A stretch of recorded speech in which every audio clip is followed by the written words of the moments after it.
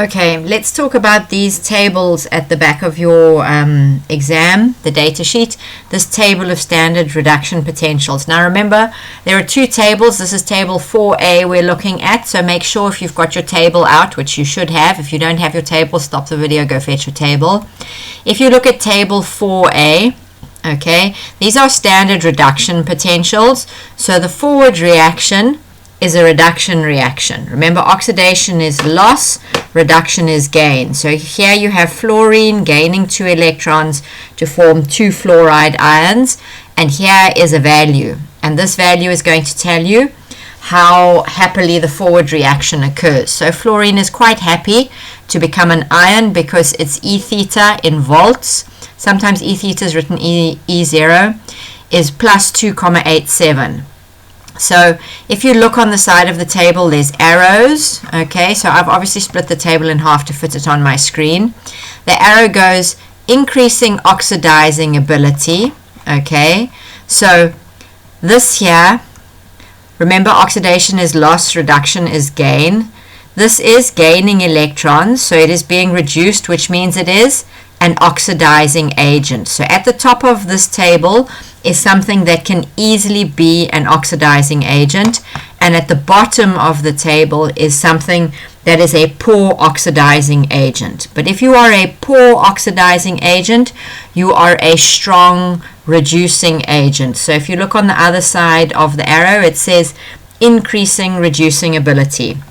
And here in the middle of the table, so you need to look at the middle of the table, is 2 protons plus 2 electrons goes to hydrogen gas, and this has got a value of 0. We're going to talk about this just now.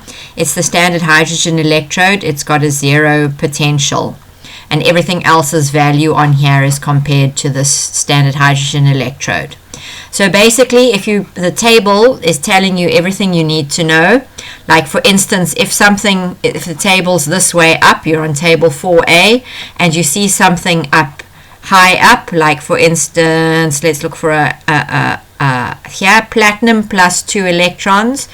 Platinum is a good oxidizing agent because it's got increasing oxidizing ability, but it will be a poor reducing agent. So here's platinum, here's mercury, silver, iron, copper. The other copper, you don't use this copper, you always use the 2 plus. And then there's tin, and look, here's iron, lead. So here's my table middle again: iron, lead, nickel, tin, cobalt, cadmium, chromium, iron 3 plus. So you get the picture. And then way up here, look over here, is sodium. So I always like to think of it, find a metal I know is reactive, like sodium, which catches fire when you put it in water, and compare it to, for instance, copper. And then I'm like, oh look, sodium's much more reactive than copper. It is a better reducing agent because look, here's the arrow telling me this one is the better reducing agent down here. So let's look at the instructions for using this table in the sense of how we're going to use it in the exams. So in the table, the forward reaction is a reduction reaction, and that value relates to the forward reaction. Okay, in 4A, the strong oxidizing agent is on top. In 4B, the weak oxidizing agent is on top. They've literally just picked, they've just switched the tables, the one's like a mirror image of the other. So you may not use RA or OA in the exam. You have to write it out fully. You can use either of the tables, pick one, stick with it. You are going to turn these half reactions, they're equilibrium half reactions. When you put things together, you're going to figure out which half reactions are going to be favored.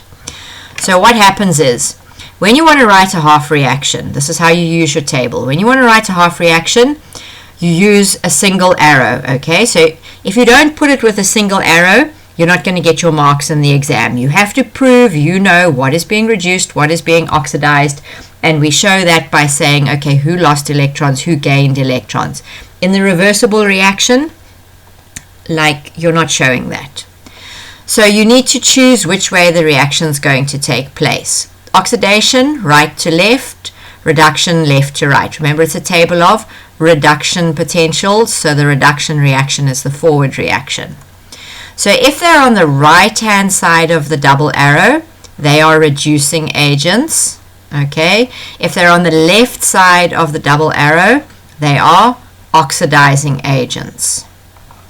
If the value, negative E0 value, remember, look on my table here, hydrogen's in the middle, here's hydrogen here, everything above hydrogen is positive, everything below hydrogen is negative if you look at the values. Okay, so if the value is negative, it's going to give off electrons, and if you give off electrons, you are a reducing agent because you yourself are oxidized. So things that like to push their electrons onto other species are strong reducing agents. But if it's positive, then it means it's going to easily gain electrons. The higher you are on the table, the stronger a reducing agent you are, and the lower you are on the table, the stronger oxidizing agent you are. So if you have a look here, fluorine is plus 2,87, lithium is minus 3,05. So the lithium ion will readily gain an electron to become lithium, okay? But it would actually far rather give up this electron because it's got a negative value. So lithium gives away the electron to form lithium plus, because reduction is read from left to right and oxidation is right to left. So lithium oxidizes readily to a lithium ion because oxidation is loss of electrons. Okay, remember, if it's positive, the forward reaction is happening. If it's negative, the backward reaction is happening. So we use this table when we want to balance redox reactions. You did some of this in grade 11. So for instance, if you put aluminium with copper nitrate, you write down the reaction, okay? And then you can check who's being reduced or oxidized. Aluminium was an element, now it's an ion, so it went from 0 to plus 3. Copper was an ion, and now it's a metal, so it's gone from plus 2 to 0. So you go back to this table, okay? And what you do with the table is, with your pencil, you go and find the reaction and you make a circle on it. So it's the copper 2 plus reaction over here. Can you see copper 2 plus 2 electrons going to copper plus 0,34. And then the aluminium one, where's the aluminium one? Here's aluminium, Al3 plus 3 electrons goes to Al. But you can clearly see that this is a negative value, so the reverse reaction will be favored. But you've already figured this out from looking at your values in the chemical reaction, okay, your oxidation numbers. So you've got to use the table to write down the reaction. And so remember, the aluminium one is the backward reaction. So aluminium goes to Al3 plus 3 electrons, and copper plus 2 electrons goes, copper 2 plus 2 electrons goes to copper. Okay, so we've got a backward reaction and a forward reaction. Now what you have to do is you have to balance the electrons, okay? This is what they sometimes call the ion electron method, because look, ion electron. So if you have a look here, copper is 2 electrons, aluminium's 3 electrons. We have to make this balance so that we've got the same number of electrons.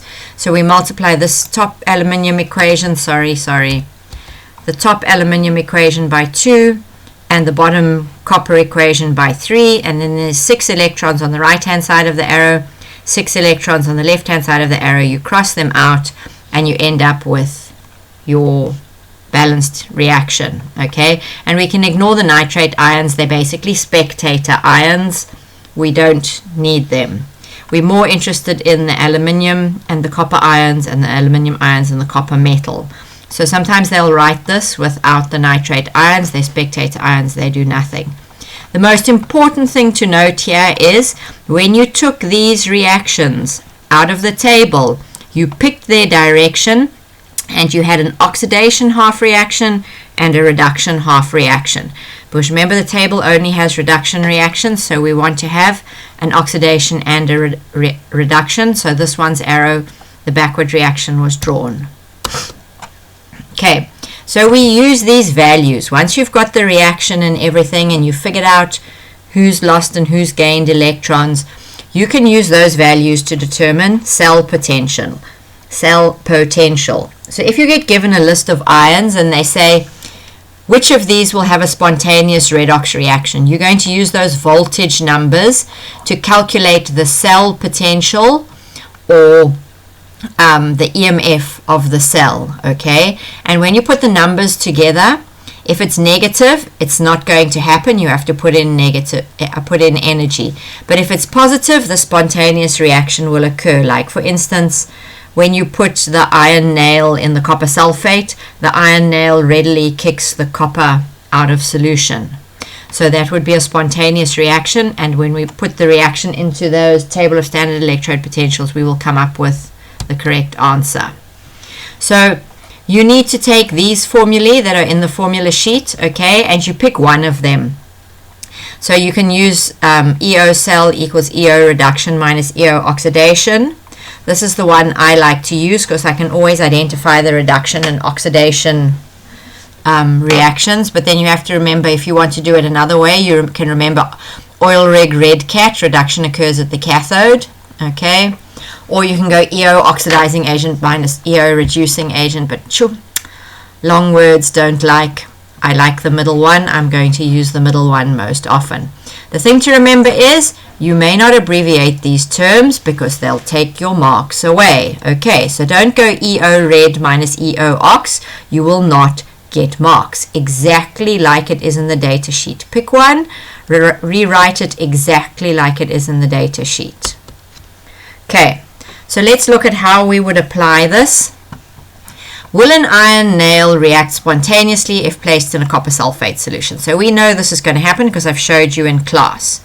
But what you do is you've got iron, and it might be going, and it can be reacting with copper sulfate. So we've got iron, we've got copper sulfate, which means we've got a copper ion, and we've got sulfate, and it's copper sulfate solution, so it's in water. So we find these: iron, copper 2 plus, SO4 2 minus, and H2O. Okay, so what can be a reducing agent? Iron and water. So you go look in this table. Remember this table, and you circle everywhere on the right hand side. You find iron and water. Here's iron, and there'll be another iron here somewhere else. Here's another iron, depending on Fe2 plus or Fe3 plus. Where's water? You keep going and you circle the water.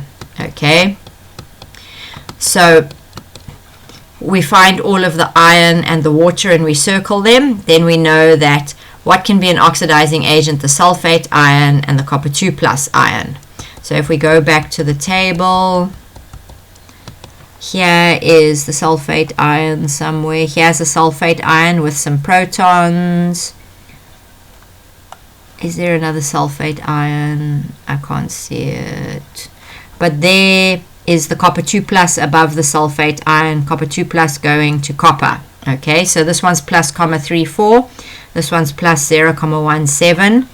The iron 2 plus is minus 0.44, the iron 3 plus is minus 0.06, and the water one, where did the water go?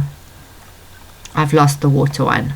Okay, either way, let's not waste any time here.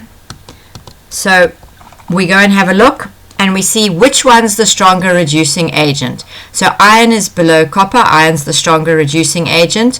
Copper 2 plus is the stronger oxidizing agent. It's got the most positive value. This has got the most negative value. So iron is oxidized and is a reducing agent. Copper 2 plus is reduced and is the oxidizing agent. The reaction is going to occur spontaneously because if you put the values together, remember a minus and a minus makes a plus. So we take the value for copper and we subtract the value for iron, and then minus and a minus makes a plus. You get a very positive value. The reaction will occur. So SO4 2 minus is not doing anything. It's a spectator ion, and the water is also doing nothing. It's just sitting there. Occasionally the water will react. It's not out of the question, but it hardly ever happens. And so the moment the value is positive, you've got a spontaneous reaction. You actually have to practice this. There are probably activities in the Doc Scientia that will help you practice it.